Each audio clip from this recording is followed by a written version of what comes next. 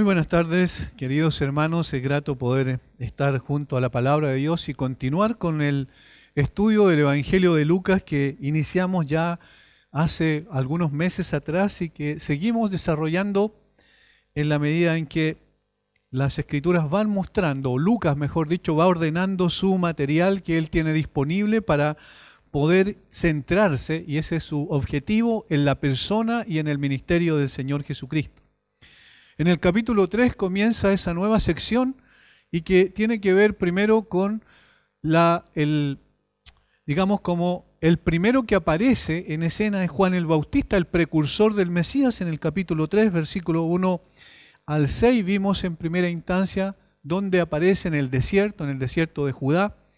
Los otros evangelios sinópticos, es decir, Mateo, Marcos y Lucas, se le conocen como los evangelios sinópticos.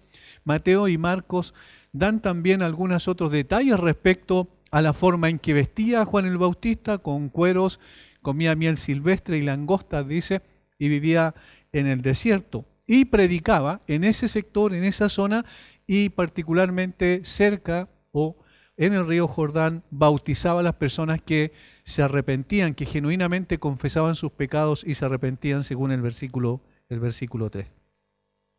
Luego, desde el versículo 7 en adelante vimos el énfasis de la predicación de Juan. Obviamente el tema en cuestión de la predicación de Juan era el llamado al arrepentimiento. Y los énfasis de esta predicación eran tres, al menos los que vimos anteriormente. El énfasis escatológico en relación al juicio que se avecinaba, llamaba a todos a que se arrepintieran y particularmente dirigía su predicación hacia aquellos escribas y fariseos, dice Mateo, que venían a él para ser bautizados, y entonces los confrontaba duramente respecto a lo genuino de su arrepentimiento, si en efecto ellos se habían arrepentido de verdad. Y en función de lo que venía, que era el juicio final, por eso hablamos de un énfasis escatológico. Posteriormente, el otro énfasis que tenía la predicación de Juan el Bautista alrededor del tema central, que era el arrepentimiento, quiero decir, esa era el énfasis ético. El énfasis ético, es decir, llamaba a un cambio en las acciones propiamente, en la forma de comportamiento de la gente, que eran frutos dignos de arrepentimiento, le llamamos a esto. Por ejemplo, generosidad, honestidad, integridad eran comportamientos lógicos de una persona que en efecto se arrepintió, porque eso significaba que su vida anterior era todo lo contrario. Y finalmente el énfasis cristológico, que es el propósito final de Juan en cuanto al llamado al arrepentimiento, que las personas se arrepintieran para que pudiesen entonces creer en el Mesías. Y eso lo tenemos en los versículos 15 al 17 del capítulo 3 específicamente.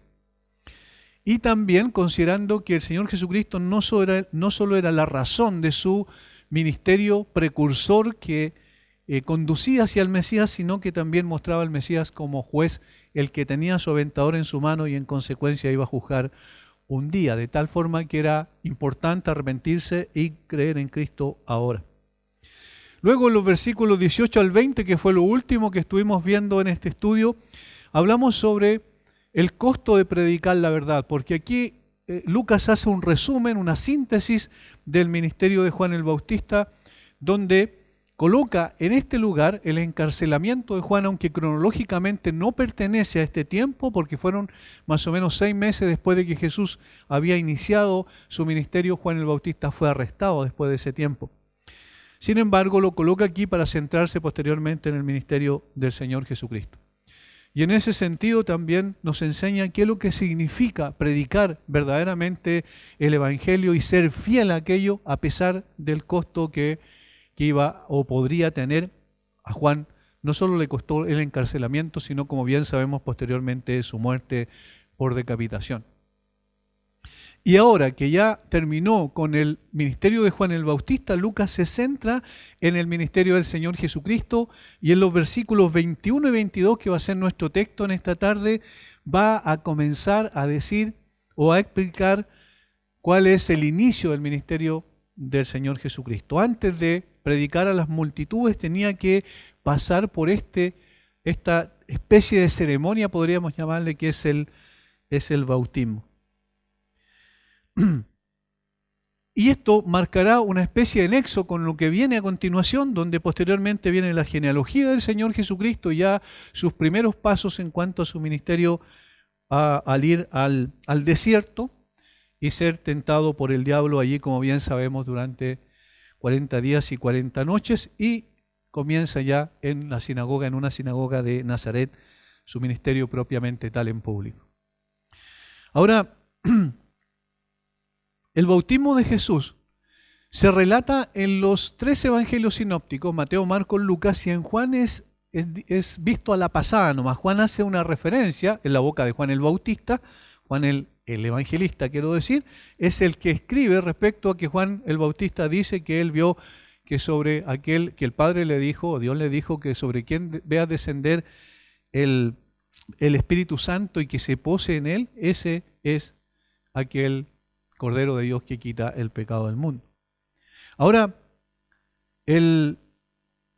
la razón o el motivo de el bautismo de Jesús es en realidad una de las controversias probablemente más grandes que hay en cuanto a su interpretación. ¿Cuál es la razón? Especialmente porque el bautismo de Juan era uno para arrepentimiento. Juan bautizaba para arrepentimiento. Pero, bien sabemos, el Señor Jesucristo no tenía de qué arrepentirse porque era absolutamente santo en todo su ser, en su esencia misma, como ser humano también, que era 100% hombre, era absolutamente santo. En consecuencia, no tenía de qué arrepentirse. Voy a mencionar algunas de las explicaciones que se han dado.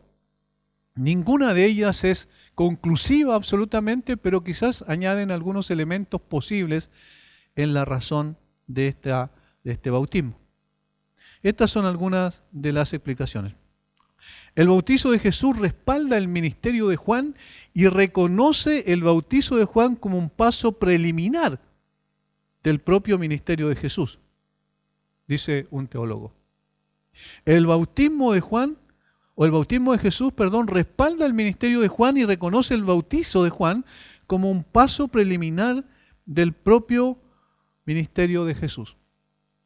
Lo segundo, el bautizo de Jesús, dice otro teólogo, marca la sucesión. La obra de Juan está cumplida y la de Jesús solo está empezando. Pero allí más que nada hace una diferencia, o mejor dicho, una conexión entre el término del ministerio de Juan y el comienzo del ministerio de Jesús. En tercer lugar, otro dice, el bautizo es una declaración del compromiso de Jesús y de su voluntad para empezar su obra. Esto dice un teólogo de apellido Evans. El bautizo es una declaración del compromiso de Jesús y de su voluntad para empezar su obra. Otro dice, al someterse al bautizo, Jesús identifica la necesidad humana para purificación. Y el último que vamos a citar dice, Jesús se sometió al bautizo como una anticipación simbólica de su pasión y muerte. Y cita algunos textos bíblicos para corroborar su punto. Como dijimos, ninguno de esos necesariamente es conclusivo. La verdad, nosotros no tenemos certeza absoluta de la razón, más aún o menos aún en el caso de Lucas, porque Lucas simplemente dice, aconteció que cuando todo el pueblo se bautizaba, también Jesús fue bautizado. Llorando, el cielo se abrió. No da ningún tipo de explicación añadida, ¿cierto? Como es el caso de Mateo, que sí lo hace, y ahí lo vamos a ver después. Lo que sí es evidente es que el bautizo de Jesús marca el comienzo de su ministerio público. Y en términos teológicos, este es uno de los textos trinitarios más importantes del Nuevo Testamento, donde vemos claramente la Trinidad. Mientras el Padre habla, el Espíritu desciende y Jesús obviamente es bautizado. Lo cual viene a ser una refutación absoluta de la herejía llamada modalismo, que apareció temprano en la iglesia primitiva, también conocido como sabelianismo, por el nombre del teólogo que defendió esta distorsión doctrinal. Esta posición heterodoxa niega la verdad bíblica de que Dios existe en 3 personas, afirmando que es una sola persona, el Padre, que se manifiesta en ocasiones como el Espíritu Santo y en otras como el Hijo. Por eso se le llama modalismo o modos de manifestación.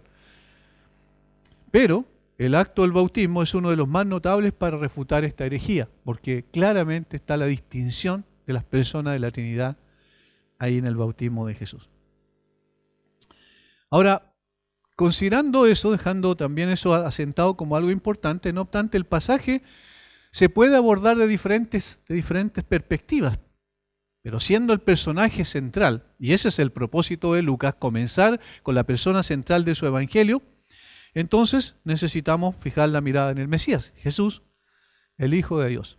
Y lo abordaremos desde la perspectiva de su bautismo, que es una especie de ceremonia de inicio de su ministerio. Así lo podríamos ver en términos generales, una especie de ceremonia del inicio de su ministerio público. En este sentido, veremos su bautismo como un acto de identificación con aquellos que venía a salvar. Eso es lo primero que vamos a ver. El bautismo como un acto de identificación con aquellos que venía a salvar.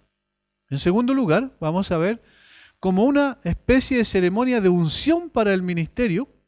Y en tercer lugar, como una declaración de aprobación a su ministerio. Repito estos 3 puntos que vamos a desarrollar en estos versículos. El bautismo como un acto de identificación con aquellos que venía a salvar. Segundo, como una ceremonia de unción para el ministerio. Y tercero, como una declaración de aprobación a su ministerio. En primer lugar, vamos a comenzar con un acto de identificación con aquellos que viene a salvar. Considerando que esta ceremonia con la que Jesús inicia su ministerio, que era, ¿cierto?, el propósito era la salvación de los perdidos, le era necesario entonces identificarse con ellos desde el mismo inicio, y lo hizo, bien sabemos, hasta el final, porque este comienza aquí y termina, ¿dónde? En la cruz del Calvario.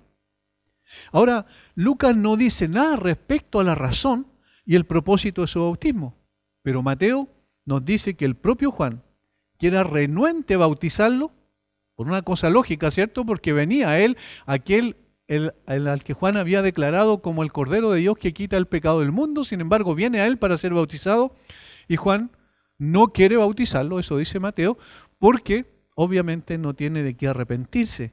Él lo entendía como el Mesías y en consecuencia no tenía pecado.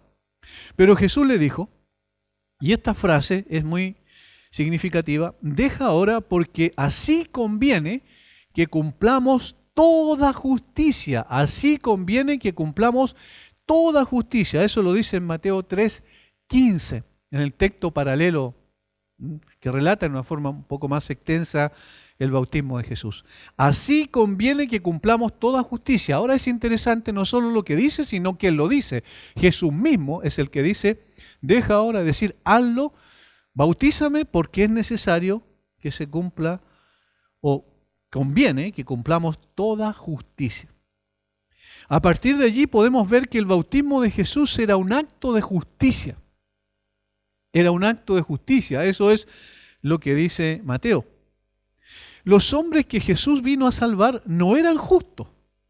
Por eso necesitaban arrepentirse, ¿cierto?, de sus pecados, reconociendo su injusticia, su vida de impiedad delante de Dios y en consecuencia el arrepentimiento de esa condición de pecador y de sus pecados, que eran las acciones propiamente tal. Pero aquellos por los cuales vino a salvar serían justos. ¿Por causa de qué? De la justicia de Cristo. Y desde el mismo comienzo de su ministerio Jesús muestra esa justicia. En otras palabras, el Señor Jesucristo, para ser el Salvador y finalmente por su justicia fuesen declarados justos aquellos que creyeran en Él, era necesario entonces que Él viviera la vida justa que Dios demandaba.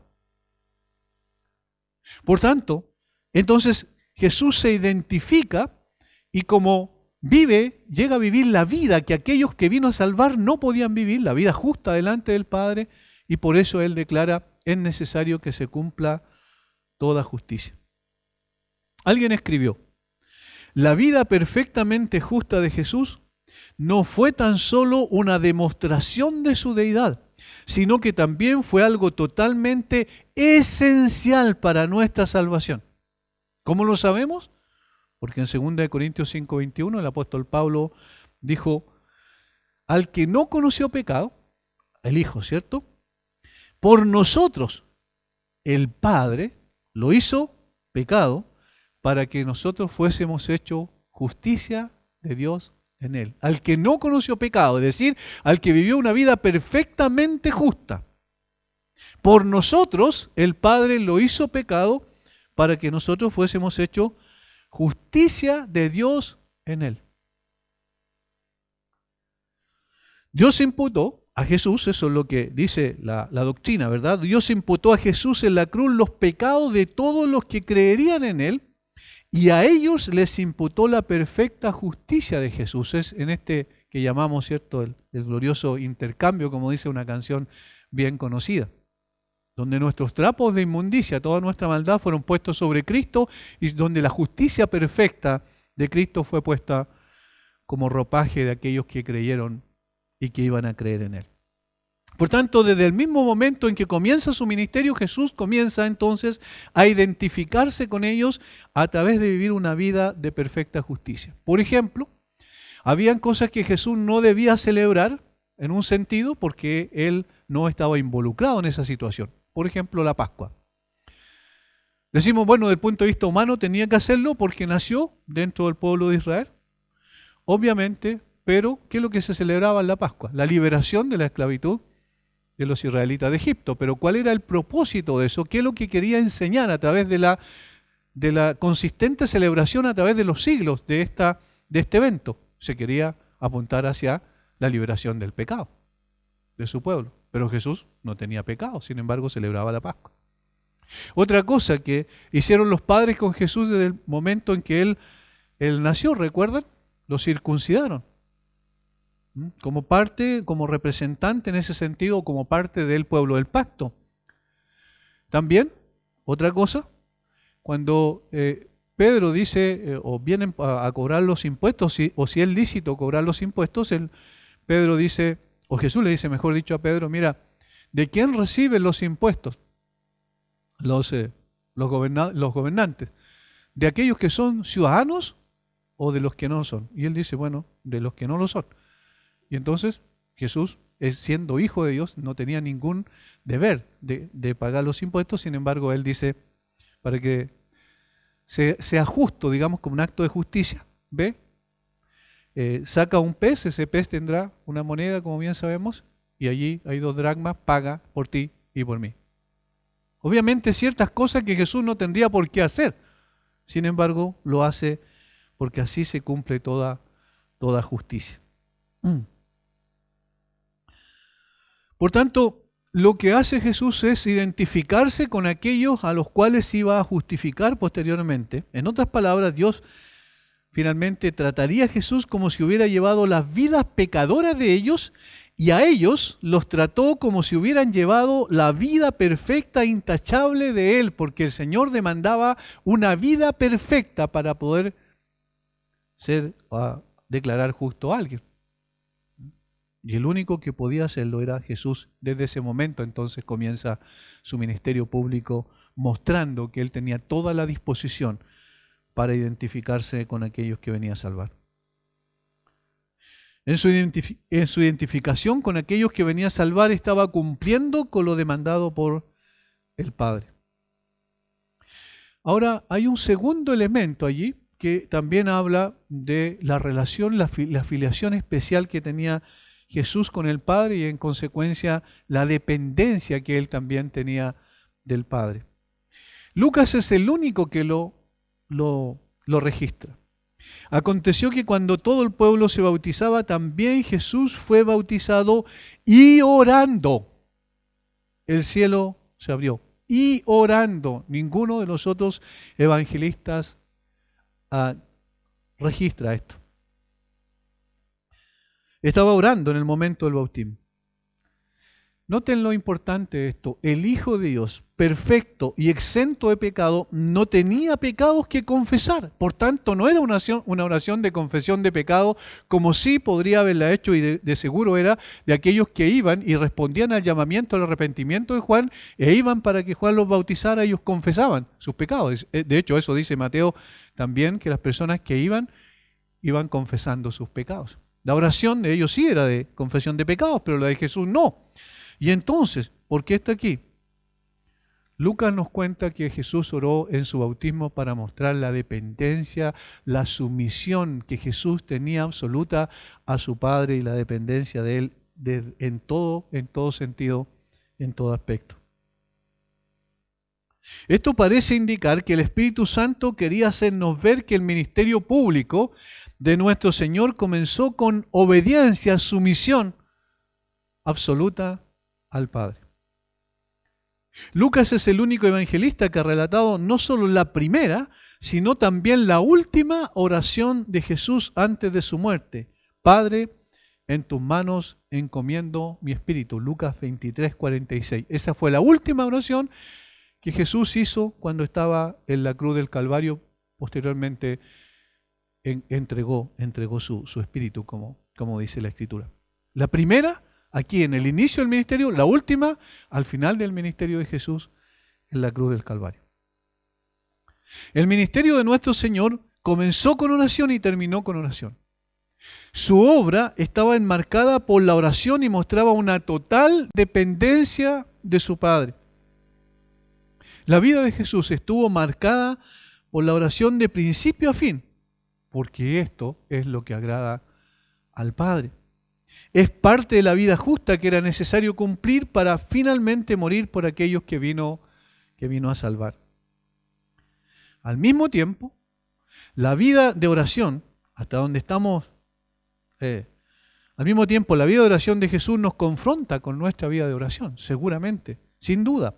Hasta donde estamos buscando permanentemente, o hasta dónde estamos buscando permanentemente el rostro del Señor cada día, hasta dónde experimentamos esa necesidad profunda de nuestra alma de tener comunicación con el Señor, que es una forma de decir: Señor, dependemos de ti.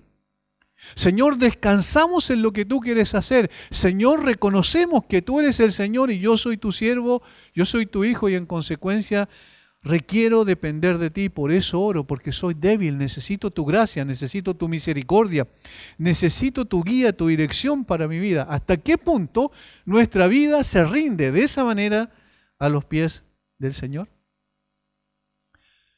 Obviamente Jesús es el estándar en este sentido y nos está diciendo: mira, esta es la manera en que se depende de Dios. No se trata simplemente de lo que decimos verbalmente, de lo que sale de nuestra boca. No solo de la profesión de fe que nosotros hagamos, sino de una realidad vivencial, práctica, que tiene que ver con la oración.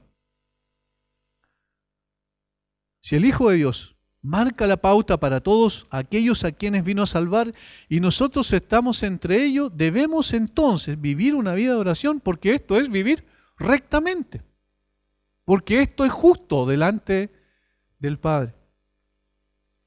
Carlos Spurgeon lo dice de una manera singular, como siempre él hace estos comentarios, o hizo estos comentarios tan particulares, tan incisivos, también tan precisos. Él dice: no veas a nadie hasta que no hayas estado en la presencia de Dios. No hables con nadie hasta que no hayas hablado con el Altísimo. No salgas a tu trabajo hasta que lo hayas ceñido, hasta que no hayas ceñido tus lomos con el cinturón de la devoción, para que tu obra te salga bien. No comiences la carrera hasta que no hayas apartado todo peso mediante la oración. De otra forma, perderás la competición. Es decir, lo primero que se ha de hacer es orar. Lo último que se ha de hacer es orar en el día. Es una dependencia continua, constante. Y Jesús, en el momento en que inicia su ministerio con oración. Ahora, lo tenemos después en el resto de los evangelios, donde ora continuamente.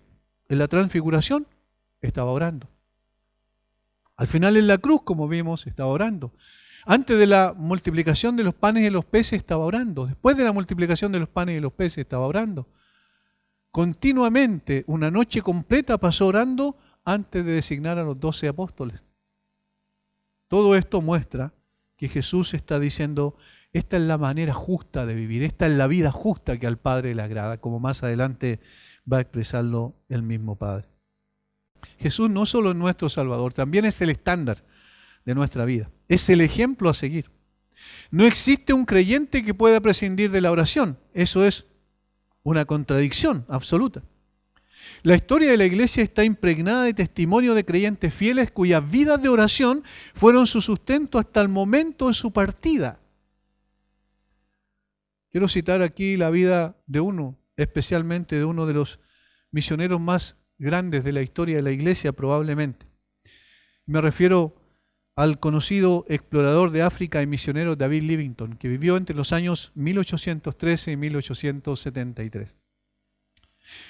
Los biógrafos de él relatan cómo en las ciénagas de Ilala, Zambia, completamente desfallecido, sufriendo de úlceras y hemorragias internas, tuvo que ser llevado por sus ayudantes en una camilla.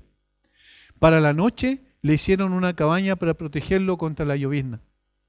Frente a la entrada de la cabaña pusieron a un niño para que pudiera oírlo si llamaba. Cuando este chico entró a las 4 de la mañana para ver cómo se encontraba, el misionero no estaba en la camilla, sino arrodillado delante de ella. Lleno de preocupación y temor, llamó a los otros colaboradores que se acercaron con temor a la figura arrodillada. Profundamente impactados, se dieron cuenta de que Livingstone ya estaba frío y rígido. David Livingstone había terminado de rodillas su gran misión en el corazón de África y había pasado a la eternidad orando, como su gran maestro, solo, pero no abandonado. Pocas semanas antes, en su último cumpleaños, se había escrito en su diario: mi Jesús, mi Rey, mi todo. Nuevamente te entrego toda mi vida. Acéptame y concédeme, oh Padre digno, concluir mi tarea antes de que pase este año. Esto te pido en el nombre de Jesús. Amén. Y que así sea. Ese es uno de los ejemplos nada más y que nos acerca más a nosotros porque a veces pensamos, pero Jesús era el Hijo de Dios, pero Jesús era perfecto y entonces por eso Él podía cumplir de una manera perfecta con lo que Dios exigía de Él. Pero nosotros somos hombres, somos personas imperfectas. Cuando vemos ejemplos de hombres comunes como nosotros, nos acerca mucho más a la realidad de que no hay diferencia porque el Dios de Livingstone es también el Dios nuestro. Y el Dios de todos los misioneros, de todos los siervos de Dios y de todos los creyentes en el mundo es el mismo Dios nuestro. De tal forma que entonces sí podemos también crecer en nuestro hábito continuo de oración. Debiésemos orar precisamente para que el Señor nos dé un espíritu de oración, así como Él lo tuvo, que expresa una dependencia completa y total del Señor. Cuán desafiante, hermanos, resulta para nosotros estos ejemplos. Es una manera de decirnos, así se vive una vida justa. Esto es la forma en que cumplimos también toda justicia. No para ser aceptados por Dios, sino porque ya somos de Él y ya hemos sido declarados ante el tribunal del Padre como justos por causa de la justicia de Cristo. Pero entonces ahora necesitamos vivir esa vida recta que el Señor demanda de nosotros. Pero el relato del bautismo de Jesús no termina allí, sino que dice que el cielo se abrió, dice el versículo 21, la última parte, y orando el cielo se abrió. Y esto nos lleva al segundo punto.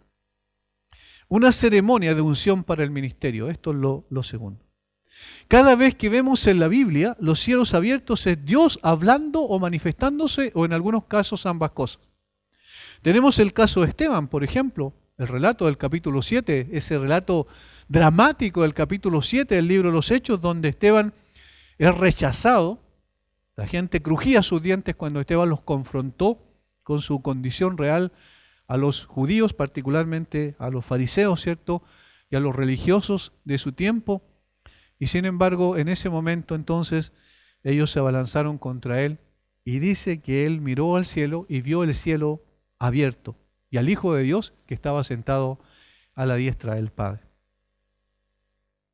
Obviamente también tenemos el caso del apóstol Juan en Apocalipsis, 19, versículo 11, donde vio el cielo abierto y aquí un caballo blanco, y el que lo montaba se llamaba Fiel y Verdadero, y con justicia juzga y pelea.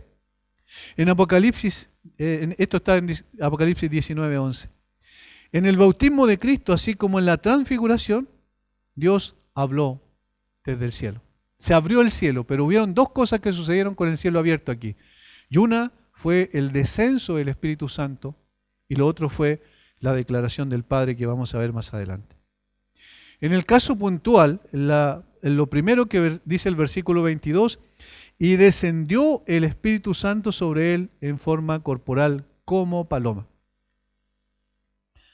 Esto no significa que Jesús no tuviera el Espíritu Santo. Ojo con eso, cuidado, porque también los gnósticos decían que en realidad Jesús era un hombre nada más y que en el bautismo de Jesús vino el Cristo. Ellos hacían una diferencia entre Jesús, el hombre, y Cristo, porque entendían que esa era una especie de chispa espiritual que vino sobre el Señor Jesucristo y que aquí denomina claramente como el Espíritu Santo, como una persona, no como una energía ni como una influencia. Por eso necesitamos entender que no significa que Jesús no tuviese ya el Espíritu Santo, sino que más bien es un hecho simbólico con el fin de ungir a Jesús para el ministerio. La dotación de poder para su vida y ministerio, eso es lo que vino a hacer. Aquí estaba la capacitación que Jesús necesitaba como hombre, ya que él había determinado restringir, ¿cierto?, sus atributos, la manifestación de sus atributos como Dios Todopoderoso. Al hacerse hombre, entonces, él se somete a la autoridad del Padre y también a la guía y la dirección del Espíritu Santo.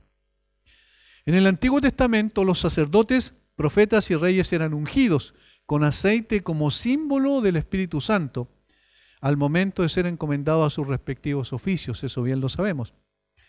El descenso del Espíritu Santo para ungir a Jesús es en cumplimiento de la profecía de Isaías.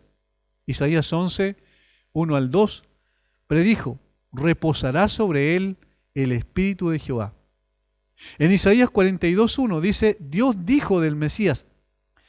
En Isaías 42, 1 quiero decir, Dios dijo del Mesías: he aquí mi siervo, yo le sostendré, mi escogido, en quien mi alma tiene contentamiento.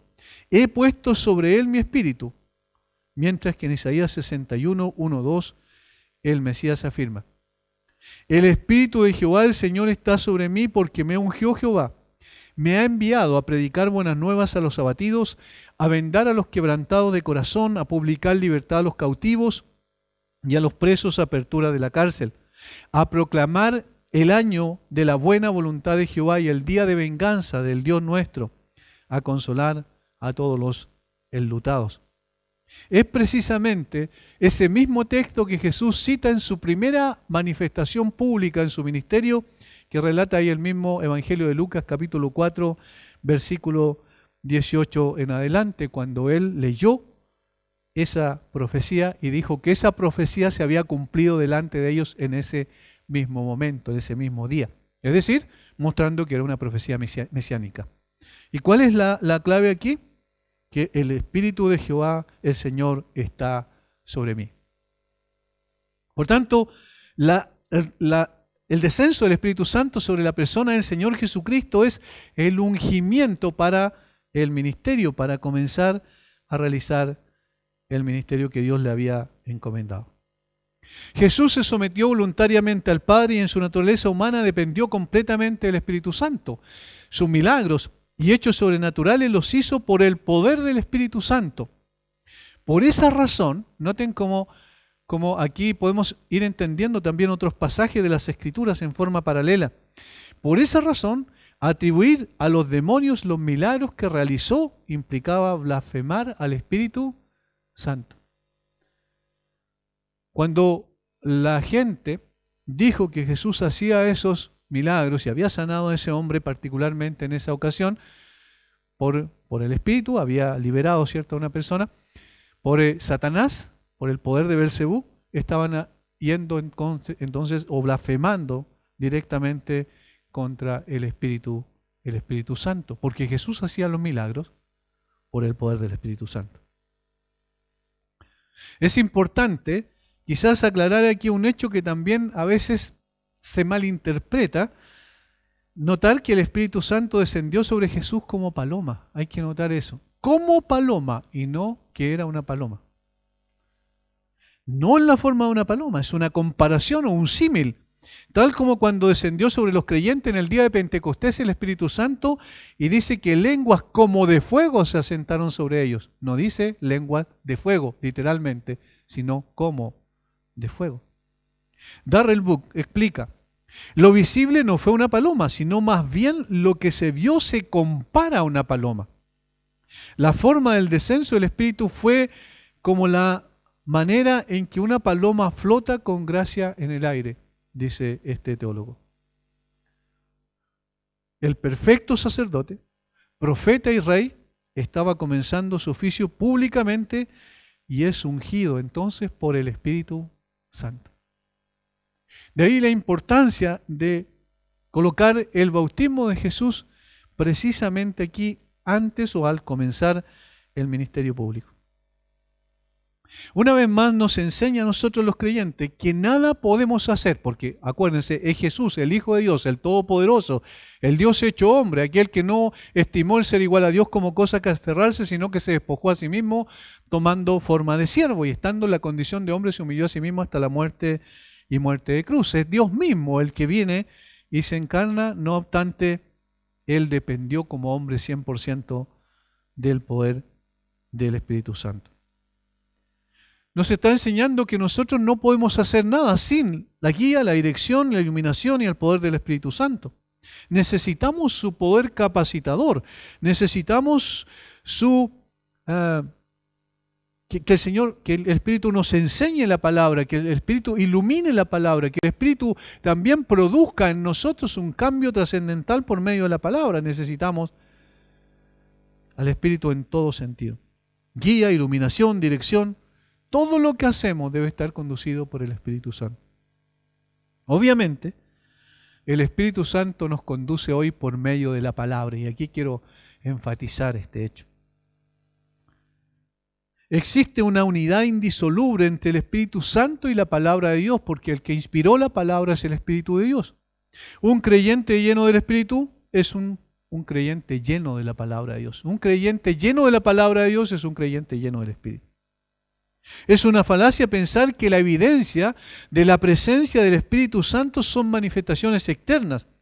Saltos, gritos, lenguas extrañas, convulsiones, etcétera. Todo esto que muchas veces se ha considerado como la evidencia de que el Espíritu Santo está obrando de una forma especial en un lugar en particular. Es absurdo decir que esta es la evidencia de la obra del Espíritu, porque donde hay personas creyentes genuinos, llenos de la palabra, hay creyentes llenos del Espíritu Santo. Ahora, el descenso del Espíritu Santo sobre Jesús marcó el comienzo de su ministerio, el poder para él mismo, pero también tenemos en el relato otro testimonio importantísimo, el testimonio del Padre. Y esto nos lleva a nuestro último punto. Y vino una voz del cielo que decía, tú eres mi Hijo amado, en ti tengo complacencia. Una declaración de aprobación para el ministerio. Tú eres mi Hijo amado, en ti tengo complacencia. Estas palabras indican la aprobación total del Padre a su Hijo. En la transfiguración las palabras casi son idénticas, sin embargo, hay un cambio sobre a quién se dirigen. Y esto es interesante. Casi son las mismas palabras, pero hay un cambio respecto a quién se dirigen esta aprobación de parte del Padre o esta manifestación de la voz del Padre de los cielos. En el caso del bautismo son dirigidas a Jesús. Tú eres mi Hijo amado. Eso dice el texto. Tú eres mi Hijo amado. En ti tengo complacencia. Es un testimonio sobre el Hijo. El Padre da testimonio sobre el Hijo directamente. En el caso de la transfiguración, las palabras son dirigidas a los discípulos que estaban con Jesús en el monte. Dice de esta manera, este es mi Hijo amado, en quien tengo complacencia. A él oíd. Van dirigidas a los discípulos que estaban allí, Pedro, Juan y Jacobo, en el monte de la Transfiguración. En el caso del bautismo van dirigidas hacia Jesús, en el caso de la Transfiguración iban dirigidas a los discípulos. En los evangelios vemos, y particularmente en el Evangelio de Juan, vemos que son varios los que testifican de Jesús. En el capítulo 5 del Evangelio de Juan, Jesús mismo dice lo siguiente respecto a los que dan testimonio de él. En el capítulo 5, versículo 33 dice: vosotros enviasteis mensajeros a Juan y él dio testimonio de la verdad. Ese es uno de los testigos que dio testimonio del Señor Jesucristo. Versículo 36. Mas yo tengo mayor testimonio que el de Juan, porque las obras que el Padre me dio para que cumpliese, las mismas obras que yo hago, dan testimonio de mí. Es decir, las obras que él hacía daban testimonio de que Jesús era efectivamente el Mesías. Versículo 37 de Juan 5. También el Padre que me envió ha dado testimonio de mí. Y aquí seguramente se estaba refiriendo a el bautismo. El Padre que me envió ha dado testimonio de mí. Y luego en el versículo 39 dice que hay un cuarto testigo. Escudriñad las Escrituras, porque a vosotros os parece que en ellas tenéis la vida eterna, y ellas son las que dan testimonio de mí. Al menos estos cuatro son los que aparecen allí en Juan 5 que dan testimonio del Señor Jesucristo. Pero obviamente entre todos esos testimonios, el testimonio suficiente y superior y superlativo es el del Padre. ¿Qué es lo que dice el Padre respecto del Hijo? Y en el contexto en el que lo dice, iniciando recién su ministerio público. Esto es trascendental. Porque la afirmación del Padre hace una cosa que va a trascender después en el tiempo y que va a suscitar la ira de los judíos, especialmente de los fariseos y escribas en contra de él. El Padre dice: este es mi Hijo amado. Este es mi Hijo amado. Esta afirmación del Padre se refiere a la naturaleza misma de Jesús. Declara públicamente que es de la misma esencia de Él. Cuando Jesús posteriormente dijo que Él era Hijo de Dios, lo quisieron apedrear en más de una ocasión, porque decían que se hacía igual a Dios al declarar o al decir que era Hijo de Dios. Y eso es lo que el Padre da. Dice, desde el mismo momento en que comienza su ministerio, el Padre aprueba el ministerio de Jesús diciendo: este es mi Hijo amado. Su singularidad en cuanto a su naturaleza es un fuerte testimonio de su deidad y debió ser suficiente para que creyeran en Él como el Mesías. Esto era quizás en lo más directo, lo más público que tenemos en cuanto a la declaración del Padre respecto del Hijo y cómo confirma o afirma su ministerio. Alguien escribió lo siguiente sobre la importancia superlativa de esta declaración del Padre en términos de aplicación. Dice: Lucas muestra que Jesús no tiene paralelo ni antes ni después de su venida. El salón de la fama en el que se le sitúa contiene un solo retrato, que es el suyo. Ha habido otros grandes maestros, profetas y reyes, pero solo hay uno que ha combinado estos roles como el Hijo de Dios. El Hijo de Dios es el Rey perfecto, el Hijo de Dios es el sacerdote perfecto, el Hijo de Dios es el profeta perfecto. Primero la naturaleza, luego los oficios de Él.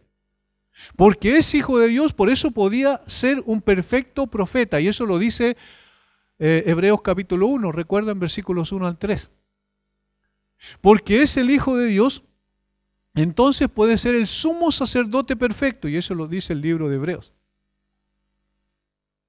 Por ser el Hijo de Dios, es el Rey perfecto, como posteriormente lo dice Apocalipsis capítulo 19. En consecuencia, lo que define a Jesús está en esta sucinta declaración del Padre. este es mi Hijo amado. Y hermanos, aquí está la esencia de lo que nosotros predicamos. Jesús es el Hijo de Dios y por eso es el Salvador perfecto. Jesús es el Hijo de Dios, por tanto, lo que Él hizo en la cruz trasciende cualquier obra que cualquier persona en el universo haya podido hacer. Jesús es el Hijo de Dios y por eso su sacrificio es considerado como el sacrificio necesario para la redención de todo aquel que en Él cree. Jesús es el Hijo de Dios en singular y por tanto tenemos en Él al Señor de la gloria que viene a buscar y salvar lo que se había perdido. Y tiene poder y autoridad para poder hacer eso, precisamente, es decir, cumplir perfectamente su ministerio. Ahora, notan que el contexto implica también algo muy importante, porque cuando dice esto el Padre, cuando comienza su ministerio. ¿Y saben cuándo lo reitera? 6 meses antes de que Él descendiera de Galilea y fuera a Jerusalén a morir en la cruz por nosotros. Eso lo dijo en el Monte de la Transfiguración, y el Monte de la Transfiguración fue cercano a Cesarea de Filipo, donde Pedro declaró: tú eres el Cristo, el Hijo del Dios viviente. Por tanto, es relevante, muy relevante lo que el Padre dice aquí. Y es relevante entonces también considerar que cuando uno se acerca a Jesús, no se acerca a una verdad entre muchas. La religión, dijo alguien, es como la barra no es como la barra libre de un buffet, ¿cierto? Donde vamos y escogemos lo que queremos. Esto quiero comer. No, el mensaje de Jesús es único. El camino al Padre es el mismo Jesús, dice Juan 14:6. La fe religiosa del mundo no es tampoco como una enorme red viaria internacional, dice una persona, en la que muchas carreteras llevan a Dios. Jesús está al alcance de toda la humanidad, de modo que su oferta no es exclusiva. Sin embargo, para conocer al Padre, hemos de conocer al Hijo. El que tiene al Hijo tiene la vida, el que no tiene al Hijo ya ha sido condenado. Es posible que este mensaje vaya contracorriente de nuestro actual pluralismo cultural, donde se supone que no importa. Hace un tiempo atrás, los hermanos de la iglesia que están en la Academia Teológica, yo creo que se recordarán, una persona hizo una pregunta acá. Si entonces cualquier persona con cualquier religión podía llegar a Dios, y obviamente la respuesta fue categóricamente no, porque solo a través de Jesús. Nadie viene al Padre si no es por mí, dijo Jesús. Esto molesta a un mundo, a una sociedad tan pluralista, que piensa que el cristianismo se puede modificar según el antojo de cada persona. No es un restaurante donde vamos y pedimos lo que nosotros queremos, es una sola persona, la persona singular del Hijo de Dios. Sin Él no hay salvación. Tú eres mi Hijo amado. Estoy muy complacido contigo. Absolutamente el único que complació al Padre fue el Señor Jesucristo, y por eso nosotros, que somos incapaces de complacer al Padre con nuestros actos, somos incapaces de cumplir la perfecta demanda de la ley de Dios, la justa demanda de la ley de Dios, solo podemos en Cristo complacer al Padre, no en nosotros mismos. No tenemos la capacidad, no tenemos ni siquiera, ni debiésemos tener ni siquiera la irreverente pretensión de querer complacer al Padre por nuestras obras. Porque una sola obra complació al Padre, y esa es la del Hijo, entregando su vida en lugar de los pecadores. Con este respaldo divino, no podemos sino escucharle con atención, seguirle con fidelidad y adorarle con devoción. Es decir, debe haber una reacción consecuente en nosotros que somos hijos de Dios, porque hemos creído en aquel que es de la misma naturaleza del Padre y que no obstante descendió de los cielos para hacerse un hombre, identificarse con nosotros desde el mismo comienzo de su ministerio, para finalmente identificarse también en cuanto a pagar por nosotros y en nuestro lugar la deuda que teníamos impagable con el Padre. Por eso es tan importante en el día de hoy, y siempre ha sido importante, predicar, proclamar el Evangelio con toda la autoridad que la palabra de Dios nos concede, que el mismo Jesús nos concedió. ¿Recuerdan cuando dice que toda potestad me es dada en los cielos y en la tierra? Antes de ascender a los cielos dice eso, y dice, por tanto, id y haced discípulos a todas las naciones, bautizándoles en el nombre del Padre, del Hijo y del Espíritu Santo, enseñándoles todas las cosas que yo os he mandado. Y aquí yo estoy con vosotros todos los días y hasta el fin del mundo. En Lucas, al final de Lucas, lo reitera también. Y que se predicase este evangelio y el arrepentimiento para perdón de pecados en todas las naciones. No hay otra persona más importante en la Biblia. Nosotros mencionamos a Juan como un gran predicador, mencionamos a David como un rey muy importante, mencionamos a Abraham como un hombre que tuvo fe a pesar de que era un tanto ilógico creer, sin embargo creyó. Mencionamos a Moisés, que se sostuvo como viendo al invisible, todo lo que dice la Biblia, y eso es bueno obviamente, pero la persona central de las Escrituras es el Señor Jesucristo. El Padre de nadie más dijo esto: este o tú eres mi Hijo amado en quien tengo complacencia. Por eso decimos que esta declaración, y algunos teólogos dicen que inclusive gramaticalmente en el texto griego, esta es la declaración principal y las otras son declaraciones que están alrededor de ella, secundarias en un sentido. Esta es la declaración principal: tú eres mi Hijo amado, en ti tengo complacencia. En conclusión, el bautismo de Jesús marca el comienzo de su ministerio, de este peregrinaje que comienza aquí y que termina finalmente en la cruz. Desde ese momento en adelante Jesús realizará su labor como profeta hasta que se presente en el santuario celestial con su propia sangre, donde entonces entra a tallar su oficio de sacerdote, donde Él es el sacerdote y al mismo tiempo es la ofrenda.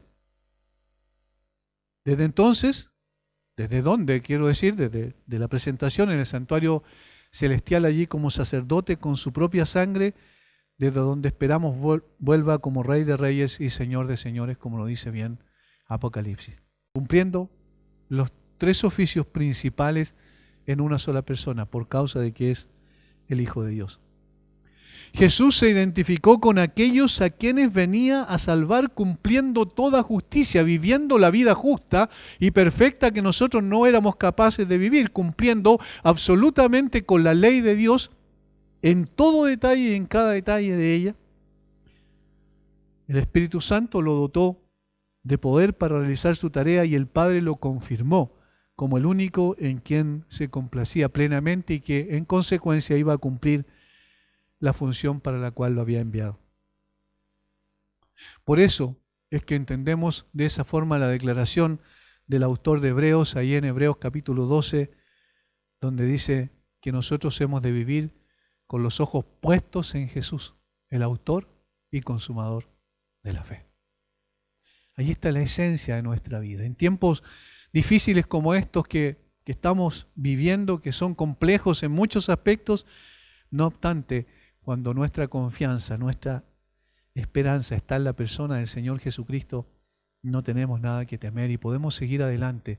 Y a pesar de las circunstancias y a pesar de la hostilidad que el mundo pueda levantar en contra del cristianismo y de la iglesia, que seguramente va a ocurrir en lo sucesivo, no obstante, estando en Jesús, estamos absolutamente seguros. Pase lo que pase, ocurra lo que ocurra. Aquí comienza el ministerio de Jesús, el Hijo de Dios. Padre, gracias por enseñarnos un poco más. Seguramente, Señor, hay mucho más que aprender. Todavía estamos en ese proceso y dependemos de la iluminación de tu Espíritu Santo para entender mejor la Escritura y del poder de tu Espíritu Santo para vivir en consonancia con esta Escritura. Ayúdanos, enséñanos, corrígenos, amonéstanos. Señor, y haz todo lo que tú quieras con nosotros, porque estamos en tus manos. Tú eres el alfarero, nosotros el barro. Confórmanos a la imagen de tu Hijo, de tu glorioso Hijo, nuestro Señor Jesucristo. en cuyo nombre oramos en esta hora. Amén.